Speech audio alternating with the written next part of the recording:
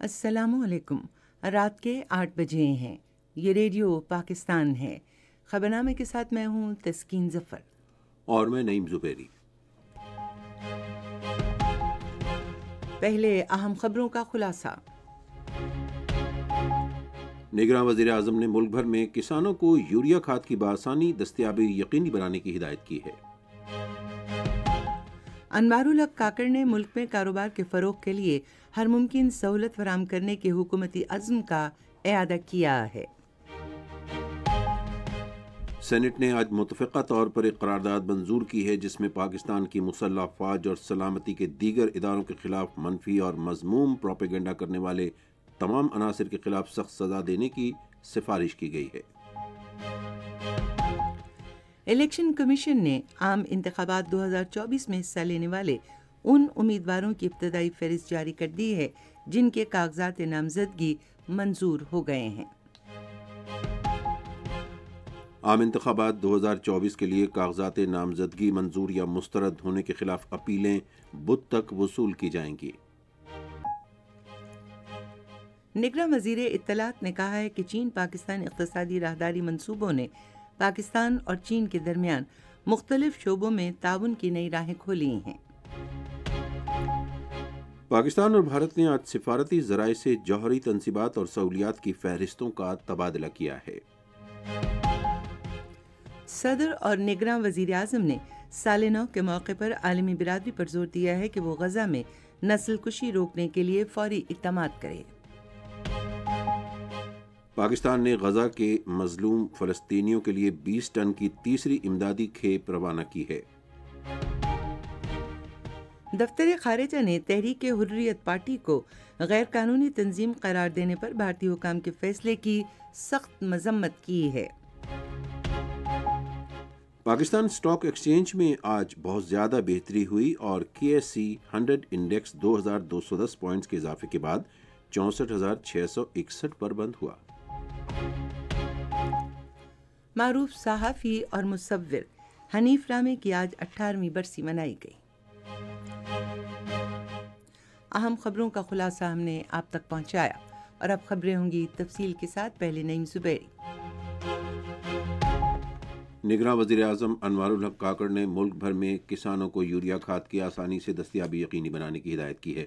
انہوں نے یہ ہدایات ملک میں یوریا کھاد کی دستیابی کے حوالے سے آج اسلام آباد میں ایک اجلاس کی صدارت کرتے ہوئے جاری کی۔ وزیر اعظم نے کھاد کی ذخیرہ اندوزی اور اس کی غیر قانونی منافع خوری میں ملوث عناصر کے خلاف قانونی کارروائی شروع کرنے کی ہدایت کی۔ انہوں نے واضح طور پر کہا کہ حکومت ان افراد کے ساتھ کوئی رعایت نہیں برتے گی جو کھاد ذخیرہ کر کے کسانوں کا استحصال کر رہے ہیں۔ انہوں نے یوریا کی طلب اور رسد پر نظر رکھنے کی بھی ہدایت کی۔ وزیر اعظم نے تمام متعلقہ وزارتوں کو ہدایت کی ہے کہ وہ صوبائی حکومت کو پیداوار اور فراہمی کی تاریخ کے ذریعے کھادوں کی ذخیرہ اندوزی روکنے کی کارروائیوں میں تعاون یقینی بنائیں۔ اجلاس کو بتایا گیا کہ 2 لاکھ میٹرک ٹن کھاد درآمد کی جا رہی ہے۔ نگراں وزیر اعظم انوار الحق کاکڑ نے متعلقہ حکام کو ہدایت کی ہے کہ مربوط راہداری تجارتی نظام کے ذریعے فوری طور پر حکمت عملی وضع کی جائے۔ آج اسلام آباد میں افغان ٹرانزٹ ٹریڈ اور اسمگلنگ کی روک تھام کے حوالے سے ایک اجلاس کی صدارت کرتے ہوئے انہوں نے یہ بھی ہدایت کی کہ افغان ٹرانزٹ ٹریڈ کی نگرانی کے نظام کی بہتری کے لیے مؤثر اقدامات کیے جائیں۔ انہوں نے کہا کہ کسٹم کے حساس عہدوں پر افسر کی تعیناتی کے لیے پیشگی انٹیلیجنس کلیئرنس یقینی بنائی جائے۔ انوار الحق کاکڑ نے بلوچستان کے چیف سیکریٹری کو ہدایات دیں کہ اسمگلنگ کی روک تھام میں غفلت پر ضلع چاغی کی تمام انتظامی مشینری کو تبدیل کیا جائے۔ انہوں نے خیبر پختونخوا میں غلام خان چوکی اور چمن اور تورخم سمیت بلوچستان کے سرحدی علاقوں میں نگرانی کا نظام مزید سخت کرنے پر زور دیا۔ وزیر اعظم نے مزید ہدایت دی کہ چمن سرحد پر کسٹم عملے میں اضافہ اور مال بردار گاڑیوں کی چیکنگ کے نظام کو بہتر بنایا جائے۔ اجلاس کے دوران وزیر اعظم کو افغان ٹرانزٹ ٹریڈ کے معاملوں کی تحقیقات کے لیے کمیٹی کی پیش رفت سے متعلق آگاہ کیا گیا۔ اجلاس کو بتایا گیا کہ تفتان سے کوئٹہ کے لیے مال بردار گاڑیوں کی نگرانی کا نظام متعارف کرایا گیا ہے۔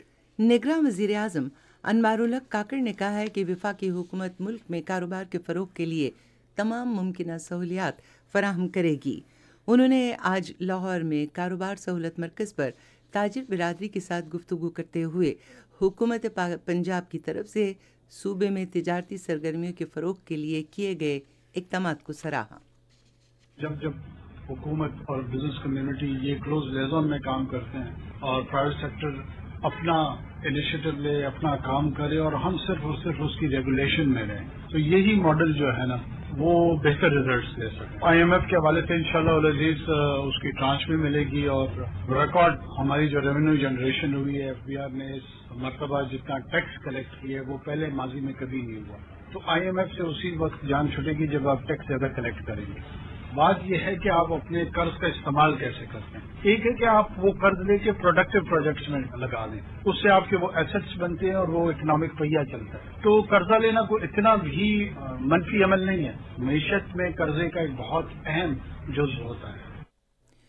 وزیر اعظم نے اس سال ریکارڈ ٹیکس وصولی پر فیڈرل بورڈ آف ریونیو کی تعریف کی اور کہا کہ پاکستان صرف لوگوں سے مزید ٹیکسوں کی وصولی سے ہی آئی ایم ایف کے شکنجے سے چھٹکارا حاصل کر سکتا ہے۔ انہوں نے کہا کہ احتجاج ہر ایک کا حق ہے، تاہم شرپسندوں کے خلاف کارروائی کی جائے گی۔ سینٹ نے آج ایک قرارداد متفقہ طور پر منظور کی جس میں پاکستان کی مسلح افواج اور سلامتی کے دیگر اداروں کے خلاف منفی اور مذموم پروپیگنڈا کرنے میں ملوث عناصر کو سخت سزا دینے کی سفارش کی گئی ہے۔ سینیٹر بہرامند خان تنگی کی جانب سے پیش کی گئی قرارداد میں ایسے جرائم میں ملوث کسی بھی شخص کو 10 سال کے لیے کسی بھی سرکاری عہدے کے لیے نااہل قرار دینے کی بھی سفارش کی گئی ہے۔ ایوان نے کہا کہ مضبوط فوج اور دیگر سیکیورٹی ادارے خاص طور پر دشمن ہمسایوں کی موجودگی میں ملک کے دفاع کے لیے ناگزیر ہیں۔ سینٹ نے ایک اور قرارداد بھی منظور کی جس میں متفقہ طور پر حکومت سے اعلیٰ تعلیمی نصاب میں اصلاحات کی سفارش کی گئی ہے تاکہ طلباء کو منشیات کے استعمال کے خطرات اور برے نتائج سے آگاہ کیا جا سکے۔ قرارداد میں مختلف ثقافتی پس منظر کے حامل طلباء کی ضروریات پوری کرنے کے لیے فوری اقدام پر بھی زور دیا گیا۔ اس سے قبل تحریک کا جواب دیتے ہوئے تعلیم کے نگراں وفاقی وزیر مدد علی سندھی نے ایوان کو بتایا کہ وزیر اعظم کے ہنر کی ترقی کے پروگرام کے تحت بلوچستان کے نوجوانوں کو ہنر کی تعلیم اور تربیت فراہم کی جا رہی ہے۔ انہوں نے کہا کہ 9000 سے زائد مرد و خواتین کو 3 سے 6 ماہ کے ہنر کی تربیت دی گئی ہے، جبکہ بلوچستان کے 1600 سے زائد خواجہ سرا بھی اس پروگرام سے مستفید ہوئے ہیں۔ ایک اور تحریک کا جواب دیتے ہوئے منصوبہ بندی کے نگراں وزیر محمد سمیع سعید نے کہا کہ وفاقی سرکاری شعبے کے ترقیاتی پروگرام کے تحت بلوچستان کے لیے 285 ارب روپے مختص کیے گئے ہیں۔ وزیر منصوبہ بندی نے ایوان کو بتایا کہ پاک چین اقتصادی راہداری کے لائحہ عمل کے تحت 24 ارب ڈالر کے 36 منصوبے مکمل کیے گئے ہیں۔ انہوں نے بتایا کہ 5 ارب ڈالر کے 22 منصوبے زیر تعمیر ہیں، جبکہ 27 ارب ڈالر کے 26 منصوبوں پر بات چیت جاری ہے۔ انہوں نے کہا کہ گوادر کا نیا بین الاقوامی ہوائی اڈہ رواں برس جون تک مکمل کر لیا جائے گا۔ ایوان کا اجلاس اب کل صبح 10:30 بجے ہوگا۔ یہ خبریں آپ ریڈیو پاکستان سے سن رہے ہیں۔ الیکشن کمیشن نے قومی اور 4 صوبائی اسمبلیوں کے لیے ان امیدواروں کی ابتدائی فہرست جاری کر دی ہے جن کے کاغذات نامزدگی منظور کیے گئے ہیں۔ الیکشن کمیشن کی طرف سے جاری کردہ پریس ریلیز کے مطابق قومی اسمبلی کی جنرل نشستوں اور 4 صوبائی اسمبلیوں کی نشستوں کے لیے 22,711 امیدواروں کے کاغذات نامزدگی منظور کیے گئے ہیں۔ انتخابات کے لیے 25,951 امیدواروں نے اپنے کاغذات نامزدگی جمع کرائے تھے، جن میں سے 3,240 کے کاغذات نامزدگی مسترد کر دیے گئے۔ الیکشن کمیشن کے مطابق قومی اسمبلی کی نشستوں کے لیے 6,449 کاغذات نامزدگی منظور کیے گئے ہیں۔ اسی طرح 4 صوبائی اسمبلیوں کی نشستوں کے لیے 16,262 کاغذات نامزدگی منظور کیے گئے ہیں۔ عام انتخابات کے لیے کاغذات نامزدگی منظور یا مسترد ہونے کے خلاف اپیلوں کی وصولی کا عمل بدھ تک جاری رہے گا۔ ان اپیلوں پر فیصلے رواں ماہ کی 10 تاریخ تک کیے جائیں گے۔ امیدواروں کی فہرستیں رواں ماہ کی 11 تاریخ کو جاری کی جائیں گی اور امیدوار اپنے کاغذات اس ماہ کی 12 تاریخ تک واپس لے سکتے ہیں۔ انتخابی نشانات اس ماہ کی 13 تاریخ کو الاٹ کیے جائیں گے، جبکہ عام انتخابات کے لیے آئندہ ماہ کی 8 تاریخ کو ووٹ ڈالے جائیں گے۔ اطلاعات و نشریات کے نگراں وزیر مرتضی سولنگی نے کہا ہے کہ پاکستان اور چین کے درمیان بڑھتے تعلقات سے مختلف شعبوں میں تعاون کی نئی راہیں کھلی ہیں۔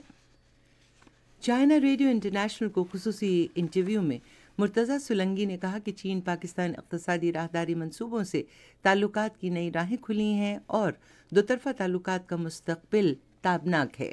مرتضی سولنگی نے کہا کہ چین پاکستان اقتصادی راہداری کے تحت انفارمیشن ٹیکنالوجی، کانکنی، خصوصی اقتصادی زون، زراعت، زرعی صنعت اور سیاحت کے شعبوں میں تعاون فروغ پا رہا ہے۔ انہوں نے کہا کہ چین کے خطہ ایک شاہراہ منصوبے کو دنیا نے سراہا اور وسط ایشیائی ممالک اس منصوبے پر پہلے ہی عمل کر رہے ہیں۔ مرتضی سولنگی نے کہا کہ چینی صدر شی جن پنگ کا ترقی کا نظریہ دنیا کی ترقی کی بنیاد پر ہے۔ انہوں نے کہا کہ ریڈیو پاکستان اور چائنا ریڈیو انٹرنیشنل کے درمیان اشتراک سے خوشگوار تجربات ہوئے۔ سیاحت کے نگراں وزیر مملکت وسیع شاہ نے کہا ہے کہ سال 2023 میں پاکستان میں غیر ملکی سیاحوں میں 115% اضافہ ریکارڈ کیا گیا اور ملک نے 1 ارب 30 کروڑ روپے کا زر مبادلہ حاصل کیا۔ ایک نیوز چینل سے گفتگو کرتے ہوئے وزیر مملکت نے کہا کہ اقوام متحدہ کے عالمی ادارہ سیاحت کی جانب سے شائع کردہ ورلڈ ٹورزم بیرومیٹر کے مطابق پاکستان نے سال 2023 میں وبائی مرض سے پہلے کی سطح پر شاندار 92% بحالی کی۔ وزیر مملکت نے امید ظاہر کی کہ سال 2024 میں کووڈ ملک میں سیاحتی سفر کی صورتحال میں مزید بہتری آئے گی۔ انہوں نے کہا کہ حکومت پاکستان میں مزید سیاحوں کو راغب کرنے کے لیے عالمی منڈی میں پاکستان کے سیاحتی مواقع کو پیش کر رہی ہے۔ پاک بحریہ کے سربراہ ایڈمرل نوید اشرف نے کہا ہے کہ پاکستان نے سمندری تحفظ کے لیے علاقائی ممالک کے ساتھ تعاون کو فروغ دیا ہے۔ باراکوڈا 12 بحری مشق کے حوالے سے اپنے پیغام میں انہوں نے کہا کہ سمندر روزگار فراہم کرنے، موسمیاتی صورتحال پر نظر رکھنے اور بے مثال حیاتیاتی تنوع کی نشو و نما میں کلیدی کردار ادا کرتے ہیں۔ بحریہ کے سربراہ نے کہا کہ پاکستان کی میری ٹائم سیکیورٹی ایجنسی سمندری حیات کے تحفظ کو یقینی بناتی ہے اور قوم کے بحری وسائل کو محفوظ بناتی ہے۔ بحریہ کے سربراہ نے کہا کہ مشق کا انعقاد شمالی بحر عرب میں بحری سلامتی کو فروغ دینے کے حوالے سے ہمارے غیر متزلزل عزم اور تعاون کا عکاس ہے۔ فرنٹیئر کور بلوچستان نے متعلقہ اداروں کے اشتراک سے صوبے بھر میں گزشتہ سال کے دوران سمگلنگ کے خاتمے کے لیے مؤثر کارروائیاں کی۔ اس عرصے کے دوران سمگلنگ کی کئی کارروائیاں ناکام بناتے ہوئے بڑی مقدار میں چینی یوریا کھاد، گندم اور دوسری اشیاء قبضے میں لی گئیں۔ یہ کارروائیاں ذوب، پشین، مزدونگ، نوشکی چمن، ڈیرہ العیار اور پاکستان افغانستان سرحدی علاقوں میں کی گئیں۔ پاکستان اور بھارت نے آج سفارتی ذریعوں سے جوہری تنصیبات اور سہولیات کا تبادلہ کیا۔ دفتر خارجہ کے مطابق پاکستان اور بھارت کے درمیان جوہری تنصیبات اور سہولیات پر حملوں کی ممانعت کے معاہدے میں دیگر کے علاوہ یہ بھی شامل ہے کہ دونوں ملک ایک دوسرے کو ہر سال 1 جنوری کو اپنی ان تمام جوہری تنصیبات اور سہولیات کے بارے میں معلومات فراہم کریں گے۔ اس معاہدے پر 31 دسمبر 1988 کو دستخط کیے گئے تھے اور اس کا نفاذ 27 جنوری 1991 کو ہوا تھا۔ معاہدے کی شق 2 پر عمل کرتے ہوئے پاکستان کی جوہری تنصیبات اور سہولیات کی فہرست باضابطہ طور پر خارجہ امور کی وزارت میں آج اسلام آباد میں بھارتی ہائی کمیشن کے ایک نمائندے کے حوالے کی گئی۔ اسی دوران بھارتی امور خارجہ کی وزارت نے بھی بھارت کی جوہری تنصیبات اور سہولیات کی فہرست نئی دلی میں پاکستان کے ہائی کمیشن کے ایک نمائندے کے حوالے کی۔ اسی طرح پاکستان اور بھارت نے 2008 کے کونسلر رسائی کے معاہدے کے مطابق ایک دوسرے کی حراست میں قیدیوں کی فہرستوں کا بھی آج تبادلہ کیا۔ اس معاہدے کے تحت دونوں ملکوں پر ہر سال 1 جنوری اور 1 جولائی کو قیدیوں کی فہرستوں کا تبادلہ لازم ہے۔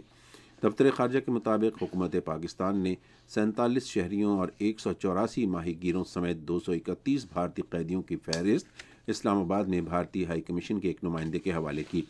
اسی طرح بھارت نے بھارتی جیلوں میں موجود پاکستانی قیدیوں کی فہرست نئی دلی میں پاکستان کے ہائی کمیشن کے ایک نمائندے کے حوالے کی۔ اس فہرست کے مطابق بھارتی جیلوں میں 337 شہریوں اور 81 ماہی گیروں سمیت مجموعی طور پر 418 پاکستانی قیدی موجود ہیں۔ یہ خبریں ریڈیو پاکستان سے نشر کی جا رہی ہیں۔ صدر ڈاکٹر عارف الوی اور نگراں وزیر اعظم انوار الحق کاکڑ نے نئے سال کے موقع پر اپنے پیغامات میں عالمی برادری پر زور دیا ہے کہ وہ غزہ میں نسل کشی روکنے کے لیے فوری اقدامات کرے اور فلسطین میں منصفانہ اور دیرپا امن کے قیام کے لیے کام کرے۔ صدر نے اپنے پیغام میں کہا کہ نئے سال کے آغاز میں ہمیں اپنے فلسطینی بھائیوں اور بہنوں کو نہیں بھولنا چاہیے جنہیں اسرائیلی فوج کے ہاتھوں ظلم و ستم اور وحشیانہ حملوں کا مسلسل سامنا ہے۔ انہوں نے کہا کہ اسی طرح میرے خیالات بھارت کے غیر قانونی زیر قبضہ جموں کشمیر کے عوام کے ساتھ ہیں جو بھارتی قابض فوج کی جانب سے طویل ترین محاصرہ اور مظالم برداشت کر رہے ہیں۔ نگراں وزیر اعظم انوار الحق کاکڑ نے اپنے پیغام میں نئے سال میں پاکستان کو ترقی اور خوشحالی کا مرکز بنانے کے حکومتی عزم کا اظہار کیا۔ انہوں نے کہا کہ 2023 غزہ کے بے گناہ عوام کے خلاف اسرائیلی فوج کی جارحیت اور تشدد کا سال تھا۔ وزیر اعظم نے امید ظاہر کی کہ بین الاقوامی برادری فلسطین میں امن یقینی بنانے اور اسرائیلی حکومت کی جانب سے جاری نسل کشی ختم کرانے میں اپنا کردار ادا کرے گی۔ پاکستان نے میسور غزہ کے مظلوم عوام کے لیے 20 ٹن امدادی اشیاء کی تیسری کھیپ روانہ کر دی ہے۔ یہ امدادی کھیپ نور خان ایئر بیس سے پاک فضائیہ کی خصوصی پرواز کے ذریعے بھیجی گئی۔ تفصیلات کے مطابق پاکستان معصوم فلسطینی بہن بھائیوں کو مدد کی فراہمی میں ان کی صف اول کے ممالک میں شامل ہے اور امدادی سامان میں آلات جراحی، ادویات، خشک خوراک، بچوں کے لیے تحائف اور حفاظتی کٹس شامل ہیں۔ نگراں وزیر خارجہ جلیل عباس جیلانی پاکستان میں فلسطین کے سفیر اور مسلح افواج کے نمائندے بھی نور خان ایئر بیس پر موجود تھے۔ اس موقع پر گفتگو کرتے ہوئے وزیر خارجہ نے غزہ میں فوری جنگ بندی کا مطالبہ کیا۔ انہوں نے غزہ کے عوام کے لیے انصاف، انسانی حقوق اور انسانی بنیادوں پر امداد کی فوری فراہمی جاری رکھنے پر زور دیا۔ جلیل عباس جیلانی نے کہا کہ فلسطین کے عوام کے لیے انسانی بنیادوں پر مزید امداد کا انتظام بھی کیا جا رہا ہے۔ آج شمالی غزہ میں اسرائیلی فضائی حملے میں کم سے کم 6 فلسطینی شہید ہو گئے۔ مغازی کیمپ میں ایک رہائشی عمارت پر اسرائیلی فضائی حملے میں 3 فلسطینی شہید اور متعدد زخمی ہو گئے۔ ہزاروں فلسطینیوں نے سال نو کے آغاز پر غزہ کے عوام کے ساتھ اظہار یکجہتی کے لیے رام اللہ شہر میں ایک بڑی ریلی نکالی۔ ریلی کے شرکاء نے وحشیانہ اسرائیلی بمباری میں شہید ہونے والے فلسطینیوں کی تصاویر اٹھا رکھی تھیں اور وہ غزہ میں فلسطینیوں کے خلاف جاری قتل عام اور اسرائیلی قبضے جیسے جرائم کی مذمت کے لیے نعرے لگا رہے تھے۔ انہوں نے بین الاقوامی برادری سے مطالبہ کیا کہ وہ فلسطینی عوام کی نسل کشی روکنے اور انہیں تحفظ مہیا کرنے کے لیے فوری مداخلت کرے۔ پاکستان نے مقبوضہ جموں کشمیر میں تحریک حریت پارٹی کو 5 سال کے لیے غیر قانونی تنظیم قرار دینے کے بھارتی حکام کے فیصلے کی شدید مذمت کی ہے۔ دفتر خارجہ کی ترجمان ممتاز زارا بلوچ نے آج ایک بیان میں کہا کہ سیاسی جماعتوں پر پابندی بھارت کی کشمیری عوام کو محکوم بنانے، احتجاج کو دبانے اور جموں کشمیر میں قبضے کو مضبوط کرنے کی ظالمانہ پالیسی کا حصہ ہے۔ ممتاز زارا بلوچ نے کہا کہ بھارت کو اپنی غیر قانونی زیر قبضہ جموں کشمیر میں تمام سیاسی جماعتوں پر غیر قانونی پابندی ختم کرتے ہوئے کشمیریوں کے بنیادی حقوق اور آزادیوں کا احترام کرنا چاہیے۔ گزشتہ کئی برس کی طرح 2023 میں بھی مقبوضہ جموں کشمیر کے مظلوم عوام پر بھارتی مظالم کا سلسلہ جاری رہا۔ کشمیر میڈیا سروس کے مطابق بھارتی فوج نے اپنی ریاستی دہشت گردی کی جاری کارروائیوں میں گزشتہ 1 سال کے دوران 4 خواتین سمیت 120 کشمیریوں کو شہید کیا۔ ان میں سے 41 کشمیریوں کو جعلی مقابلوں یا حراست کے دوران شہید کیا گیا۔ بھارتی فوج نے گزشتہ سال 13 رہائشی مکانوں اور دیگر عمارتوں کو بھی تباہ کیا۔ قابض فوج کے طاقت کے وحشیانہ استعمال سے کم 107 کشمیری شدید زخمی ہوئے، جبکہ گھروں پر چھاپوں اور محاصرے اور تلاشی کی کارروائیوں کے دوران حریت رہنماؤں اور کارکنوں سمیت 3610 کشمیریوں کو گرفتار کیا گیا۔ قابض انتظامیہ نے لوگوں کو سری نگر کی تاریخی جامع مسجد میں 11 مرتبہ نماز جمعہ ادا کرنے کی اجازت نہیں دی۔ رپورٹ میں کہا گیا ہے کہ 4000 سے زائد کشمیری کالے قوانین کے تحت کشمیر اور بھارت کی مختلف جیلوں میں نظر بند ہیں۔ صرف گزشتہ ماہ دسمبر کے دوران بھارتی فوجیوں نے 7 کشمیریوں کو شہید کیا، جن میں سے 3 کو دوران حراست قتل کیا گیا۔ دسمبر میں خواتین سمیت کم سے کم 97 نوجوانوں کو گرفتار کیا گیا۔ ادھر بھارت کے بدنام زمانہ تحقیقاتی ادارے NIA کی ایک عدالت نے بھارتی وزیر داخلہ امیت شاہ کے حکم پر عمل کرتے ہوئے ضلع کشتواڑ سے تعلق رکھنے والے 36 کشمیریوں کو اپنے مادر وطن پر بھارت کے غیر قانونی تسلط کو چیلنج کرنے پر اشتہاری قرار دے دیا ہے۔ سعودی عرب، مصر، متحدہ عرب امارات، ایران اور ایتھوپیا کو آج باضابطہ طور پر برکس کی رکنیت دے دی گئی ہے۔ ان ممالک کو گزشتہ سال اگست میں جوہانسبرگ میں برکس کے 15ویں سربراہ اجلاس کے بعد گروپ میں شامل ہونے کی دعوت دی گئی تھی۔ آپ سن رہے ہیں ریڈیو خبرنامہ۔ اب پیش ہیں کھیلوں کی خبریں تسکین ظفر سے۔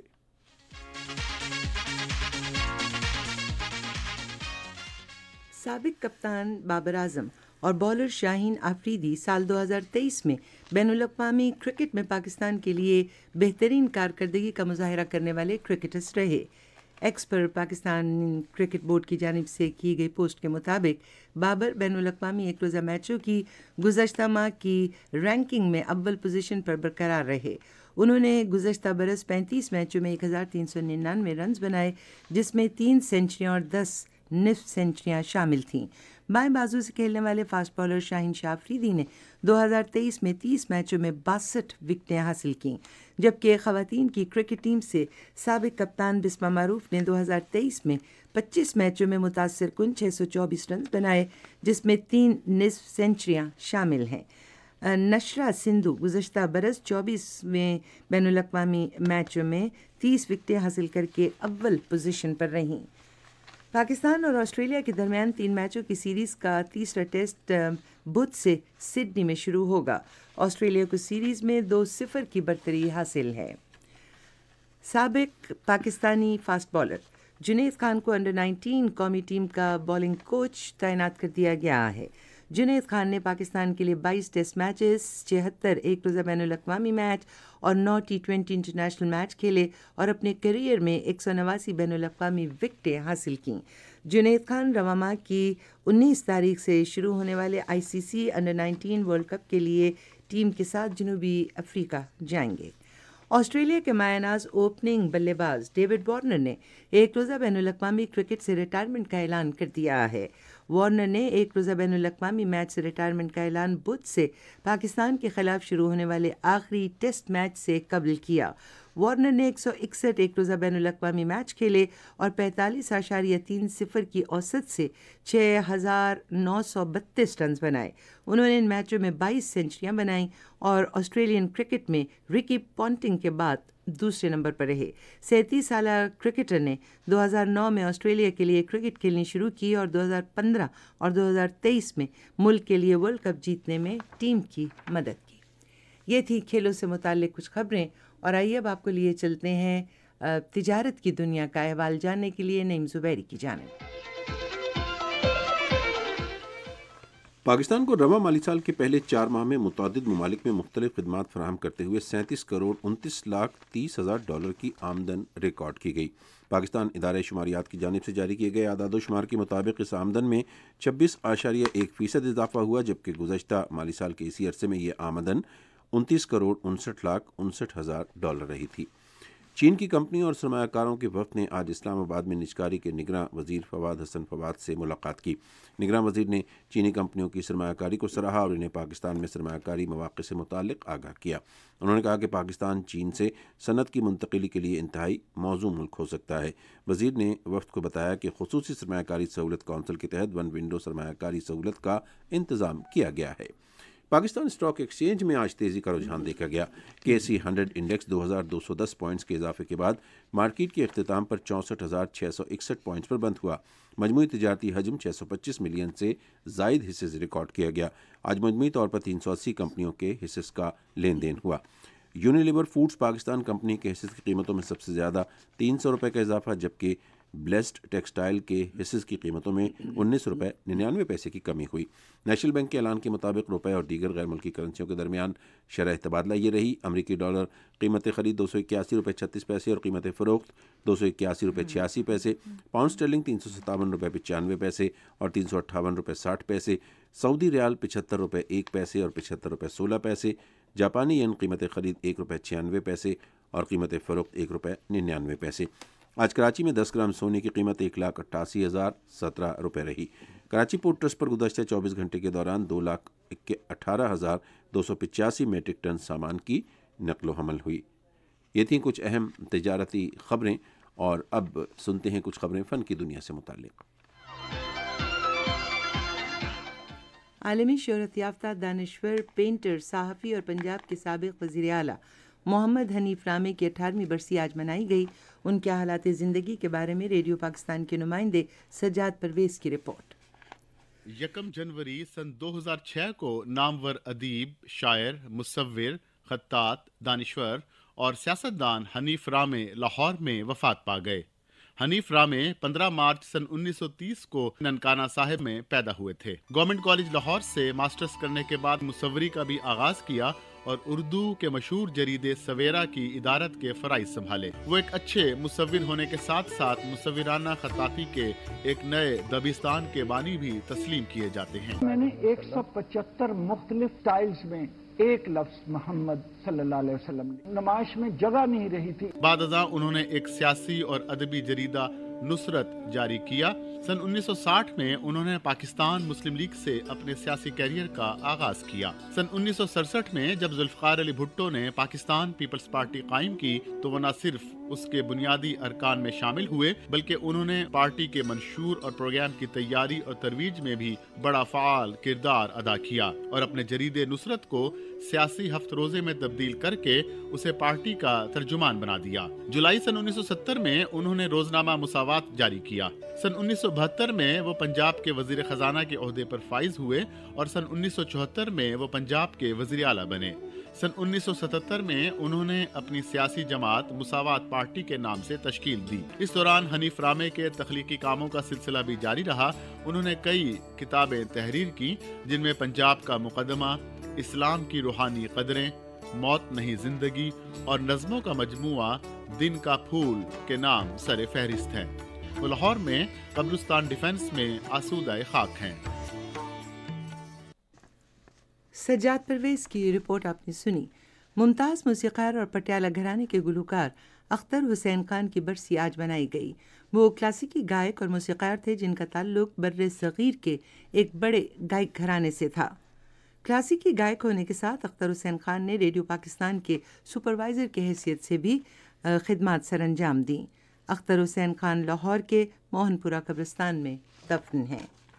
پنجاب کے نگراں وزیر اعلیٰ محسن نقوی نے لاہور چڑیا گھر کا دورہ کیا اور چڑیا گھر میں بہتری کے جاری کام کا معائنہ کیا اور اسے مزید کشادہ رکھنے کی ہدایات جاری کی۔ اور اب ہم آپ کو لیے چلیں گے سائنس کی دنیا میں۔ صحت کے ماہر نے مجموعی بہتری اور چینی کے زیادہ استعمال سے صحت کے بڑھتے ہوئے مسائل سے نمٹنے کے لیے چینی کا استعمال کم کرنے کی ضرورت پر زور دیا ہے۔ غذا کے ممتاز ماہر ڈاکٹر بابر سلیم نے ایک انٹرویو میں بتایا کہ چینی کا زیادہ استعمال موٹاپے، ذیابیطس اور قلبی امراض سمیت صحت کے متعدد مسائل کی بڑی وجہ ہے۔ یونیورسٹی آف نیو میکسیکو کے سائنسدانوں نے انکشاف کیا ہے کہ تیار شدہ ویکسین کے ذریعے LDL کولیسٹرول میں 30% تک کمی آ سکتی ہے۔ انجیکشن کا یہ تجربہ چوہوں اور بندروں پر کیا گیا جو انتہائی کامیاب رہا۔ امریکہ کی نارتھ ویسٹرن یونیورسٹی کے محققین نے ایک ایسا ٹرانزسٹر تیار کیا ہے جو انسانی دماغ کی طرح معلومات کا تجزیہ کر کے انہیں محفوظ بناتا ہے۔ یہ ٹرانزسٹر سیکھنے کے عمل کے مزید کام بھی کرتا ہے۔ اور اب موسم کی تازہ ترین صورتحال جانتے ہیں ماہر موسمیات غلام مرتضیٰ سے۔ موسم کی تازہ ترین صورتحال کے مطابق ملک کے بیشتر علاقوں میں موسم سرد اور خشک جبکہ شمالی علاقوں اور شمالی بلوچستان میں شدید سرد ہے۔ تاہم پنجاب کے بیشتر میدانی علاقے اس وقت شدید دھند اور سموگ کی لپیٹ میں ہیں۔ اس کے ساتھ ہی خیبر پختونخوا کے میدانی علاقے اور بالائی سندھ میں بھی دھند اور سموگ شائع ہوئی ہے اور آئندہ 24 گھنٹوں کے دوران بھی ملک کے بیشتر علاقوں میں موسم سرد اور خشک جبکہ شمالی علاقوں اور شمالی بلوچستان میں شدید سرد رہے گا۔ تاہم پنجاب کے بیشتر میدانی علاقوں میں شدید دھند شائع رہے گی جبکہ خیبر پختونخوا اور بالائی سندھ کے میدانی علاقوں میں بھی قدرے دھند شائع رہنے کا امکان۔ آج ریکارڈ کیے گئے کم سے کم درجہ حرارت میں لیب میں -10، سکردو میں -9، گلگت میں -6، گپس کلام کلات میں -5، استور اور سری نگر میں -4 ڈگری سینٹی گریڈ ریکارڈ کیا گیا۔ اسی طرح ملک کے دوسرے شہروں کے کم سے کم درجہ حرارت میں اسلام آباد 3، مری 1، لاہور 7، کراچی 14، پشاور 3۔ آخر میں اہم خبروں کا خلاصہ ایک بار پھر۔ نگراں وزیر اعظم نے ملک بھر میں کسانوں کو یوریا کھاد کی بآسانی دستیابی یقینی بنانے کی ہدایت کی ہے۔ سینٹ نے آج متفقہ طور پر ایک قرارداد منظور کی ہے جس میں پاکستان کی مسلح افواج اور سلامتی کے دیگر اداروں کے خلاف منفی اور مذموم پروپیگنڈا کرنے والے تمام عناصر کے خلاف سخت سزا دینے کی سفارش کی گئی ہے۔ पाकिस्तान और भारत ने आज सिफारती ज़राए से जौहरी तनसीबात और सहूलियात की फहरिस्तों का तबादला किया है। दफ्तर खारिजा ने तहरीक हुर्रियत पार्टी को गैर कानूनी तंजीम करार देने पर भारतीय हुकाम के फैसले की सख्त मजम्मत की है। खबरनामा आपने सुना। पैनल इंजीनियर थे नवीद अकरम, supervisor शुबा Urdu Hina Shahid, मुदीर home desk Mohammad Yasir Aslam, मुदीर foreign desk कमल शमीम, न्यूज़ प्रोड्यूसर हम्माद कियानी, मुदीर आला राना गुलाम मुस्तफ़ा, निगरान आला अमानुल्लाह सिप्रा। पेशकश शोबा खबर रेडियो पाकिस्तान। मज़ीद खबरों और तज्ज़ियों के लिए हमारी वेबसाइट है radio.gov.pk और आप रेडियो पाकिस्तान के official Facebook page radio Pakistan news पर खबरनामे की बराह रास्त वीडियो स्ट्रीमिंग भी मुलाहिजा कर सकते हैं। इसके साथ ही तस्कीन जफ़र और नईम ज़ुबैरी को अपनी पूरी न्यूज़ टीम के साथ खबरनामा ख़त्म करने की इजाज़त दीजिए।